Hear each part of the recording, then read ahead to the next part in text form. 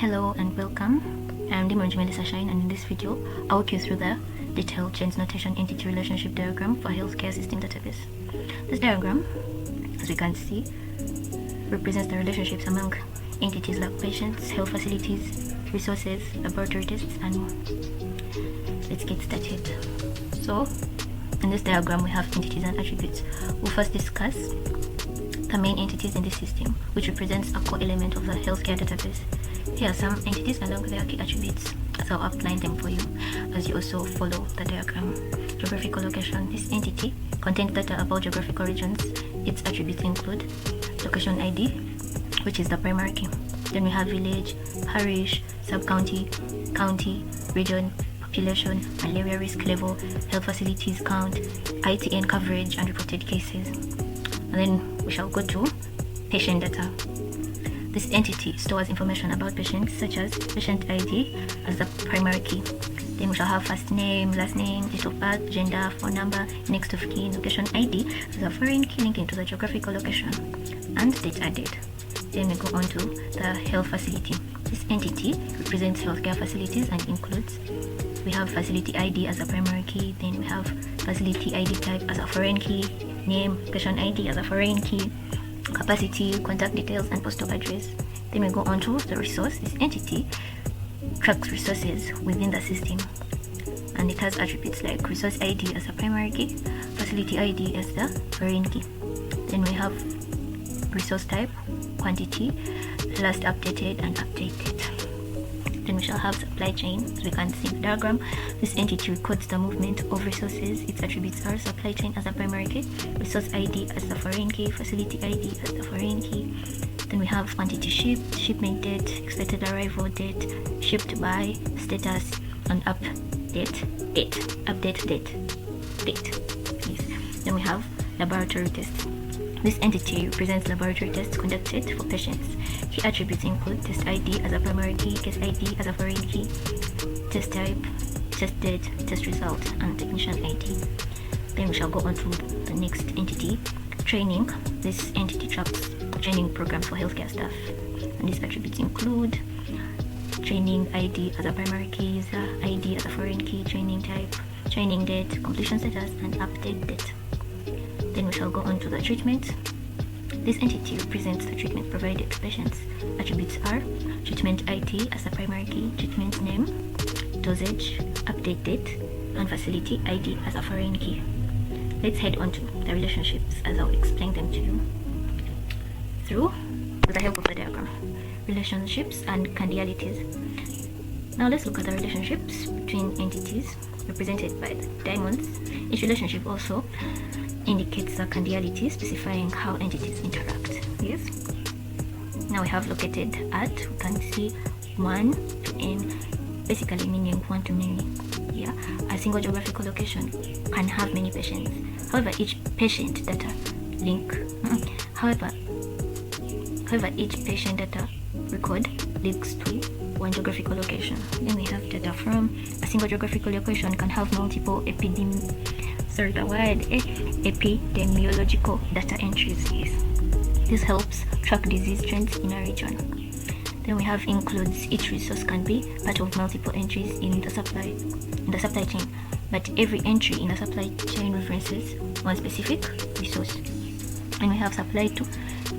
Each health facility can receive multiple shipments in each supply chain, but each supply chain record links to only one health facility. Then we have serves. A health facility serves many patients, but each patient data record links to a single health facility. Then we have tested for. Patients can undergo multiple laboratory tests, and a single laboratory test can apply to multiple patients. Implemented through the laboratory tests visit table. And then we have undergoes. M2M. M2M means many to many, just as the previous one, tested for. So undergoes, patients can receive multiple treatments, and a single treatment can apply to multiple patients. This is facilitated by treatment outcomes table. Yes. Then we have trained by. A training program can involve many multiple users, but each user participates in one specific training program. Now as I end this diagram captures the complexity of the healthcare database by clearly representing the entities, their attributes, and the relationships between them. the use of the condialities, the one-to-one, one-to-many, presented by one-to-n, one-to-m, or many-to-many, ensures that we can understand how data flows and interacts within the system. I'm going to input the information from the diagram I just explained into a XAMPP software and create a table.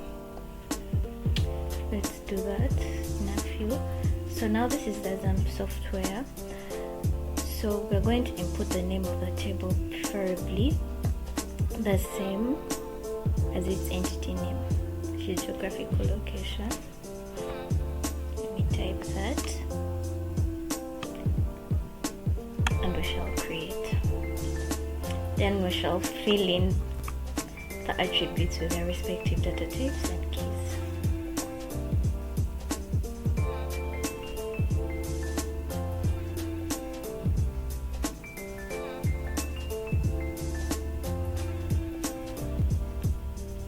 One should also note that int stands for integer. Varchar, I don't know how it's pronounced, but that's how I pronounce it, allows character input, both text or integers. Date is for date. Enum helps create constraints, and so on.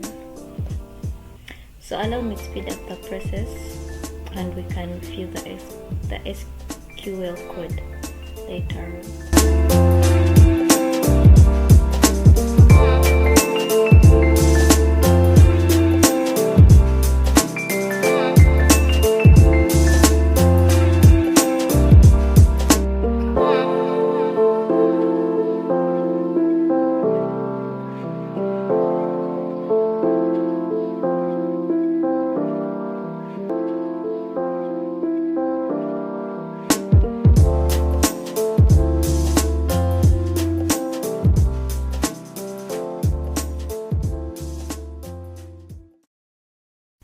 So now I've finished inputting all the details of the tables.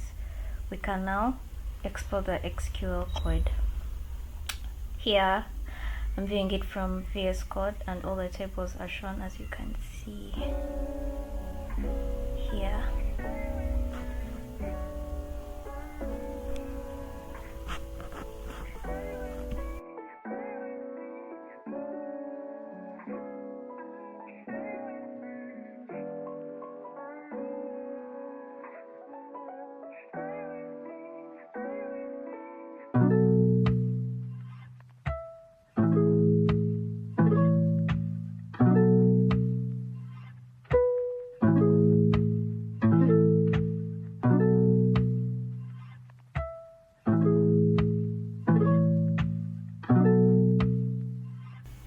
Thank you for watching. Don't forget to subscribe, leave a like and a comment. See you all in my next video.